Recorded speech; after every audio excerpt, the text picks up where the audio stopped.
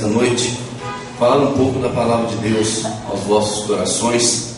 E o nosso desejo é que Deus venha revelar essa palavra a cada um de vós, e principalmente aqueles que ainda não têm certeza da sua salvação através do Senhor Jesus Cristo. Nós poderíamos fazer a pergunta: qual é o maior problema da humanidade? Nós teríamos várias respostas. Poderíamos ter respostas dizendo que são problemas financeiros, outros poderiam falar que é a violência, outros poderiam falar que é o aquecimento global, outros poderiam falar que é a crise mundial que está ocorrendo hoje, outros poderiam falar que é a falta de paz, são as drogas. Mas eu creio plenamente que o maior problema da humanidade se chama morte. Esse problema nunca poderá ser resolvido, apesar de tantos e tantos homens estudados, doutos do conhecimento, lutarem contra ela. Ela se faz presente nas nossas próprias vidas, e ela é uma realidade que nós não podemos ignorar, e que infelizmente nenhum de nós, se Cristo não voltar para arrebatar aqueles que são salvos, poderão ficar livres dela. Nós queremos discutir um pouquinho essa noite sobre esse fato. Qual é o maior problema da humanidade? E nós daremos a resposta já: é a morte. Qual é o maior problema da humanidade? A morte. Eu vou fazer outra pergunta para você que está aqui. Se você chegar na hora da sua morte, qual atitude você terá ao chegar na hora da sua morte? Qual sentimento que você vai experimentar naqueles momentos em que ninguém pode te ajudar? E que mesmo que estejam várias e várias pessoas ao teu lado, observando os seus últimos instantes, eles nada poderão fazer por ti. Qual será o seu sentimento nesse momento de morte? Na hora da sua morte, qual será o seu sentimento? Deus tem dois sentimentos para com a morte das pessoas. Dois sentimentos para com a morte das pessoas. Em Salmo 116:15 ele diz: preciosa é aos olhos do Senhor a morte dos seus santos. Preciosa é aos olhos do Senhor a morte dos seus santos. E em Ezequiel 18:23 ele fala outra coisa. Ele diz: acaso tenho eu prazer na morte do perverso? Não desejo eu antes que ele se converta dos seus caminhos e viva? Porque Deus tem dois sentimentos a respeito da morte das pessoas. Porque Deus, ele olha para a morte do santo e ele se alegra, mas ele olha para a morte do perverso e ele se entristece. Qual é a diferença que nós encontramos entre a morte do santo e a morte daquele que não tem Cristo como Salvador da sua vida? Agora eu volto as palavras a vocês que estão aqui, e eu volto àquela mesma pergunta: qual é o sentimento que você terá ao passar pelos seus últimos momentos, a hora da sua morte? Eu quero contar aqui dois testemunhos, de um crente e um testemunho de um incrédulo, passando pelos seus momentos finais de vida. Todos sabem que o grande naufrágio do Titanic, o famoso navio que Deus não conseguia afundar, que afundou na sua primeira viagem, todos sabem através dos filmes a sua história, mas ficou escondida uma história de um homem, uma história de um homem que estava ali naquele navio, e ele faria uma viagem para ir a uma igreja e ficar ali 3 meses, para então ajudar o pastor daquela igreja. Esse homem chama John Harper. Quando o navio afundou, quando o navio começou a afundar, e ele via as pessoas caindo na água, ele começou a ter uma atitude muito estranha para aqueles que ali estavam.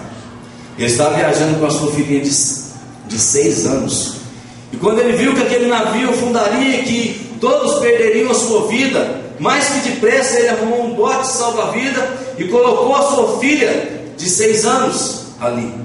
Então ele começava a gritar para as pessoas: deixe que as mulheres, as crianças e os não salvos entrem nos botes e salvam as suas vidas. E ele começava a gritar: deixe que as mulheres, as crianças e os não salvos entrem no bote e salvem a sua vida. E ele tira o colete de salva-vida que estava com ele e dá para uma outra pessoa. E quando ele vê aquelas pessoas caindo na água, ele começa a nadar de um lado para o outro falando: você tem certeza da sua salvação? E a pessoa falava: não. E ele fala: crê no Senhor Jesus e será salvo.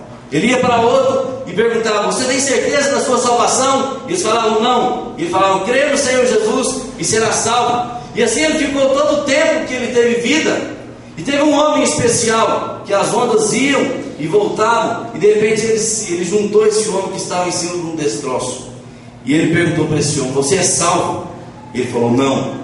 Ele falou: crê no Senhor Jesus Cristo e será salvo. E veio uma onda e levou. Depois de um tempo, essa onda juntou eles de novo.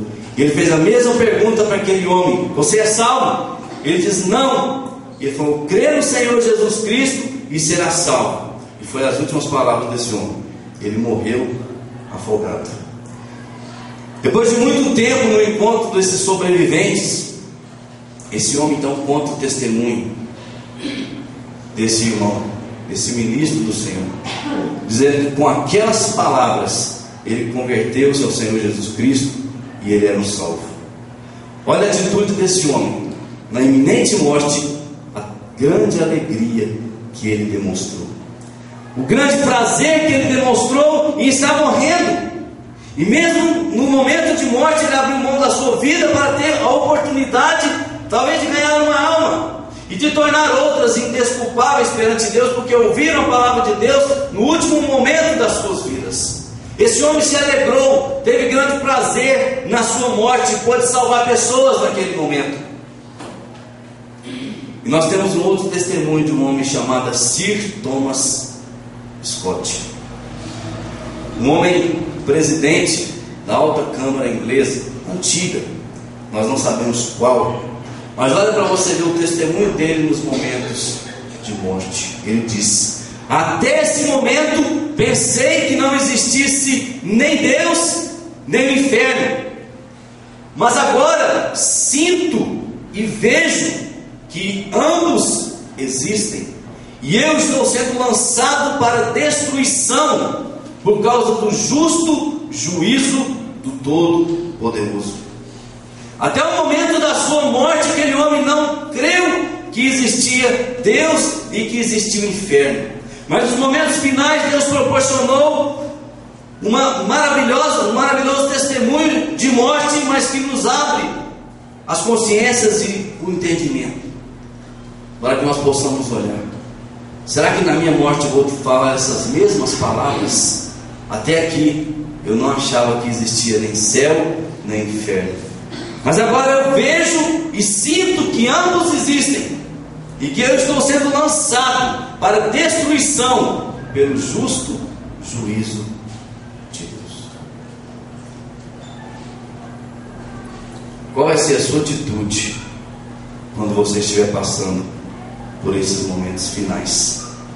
Vai ser de grande alegria, como esse irmão John? Ou vai ser de terror, como esse homem Thomas? Qual vai ser? Nós podemos observar e ver que existe alguns pensamentos sobre a morte. Muitos e muitos homens que não conhecem a Deus têm as suas opiniões a respeito da morte. Muitos e muitos homens que não têm conhecimento real da palavra de Deus, se você perguntar para eles o que é a morte para você, o que vai acontecer depois dessa morte, você vai ouvir muitas opiniões. Eu separei aqui 5 para que nós pudéssemos meditar um pouco. 5 opiniões que os homens têm a respeito da morte. 5 opiniões que os homens têm a respeito da morte. A primeira opinião que os homens têm a respeito da morte é que ela é a aniquilação total do ser. É aquele famoso ditado: morreu, acabou. Nós somos como os animais, morrendo não temos vida futura, não temos mais nada que esperar.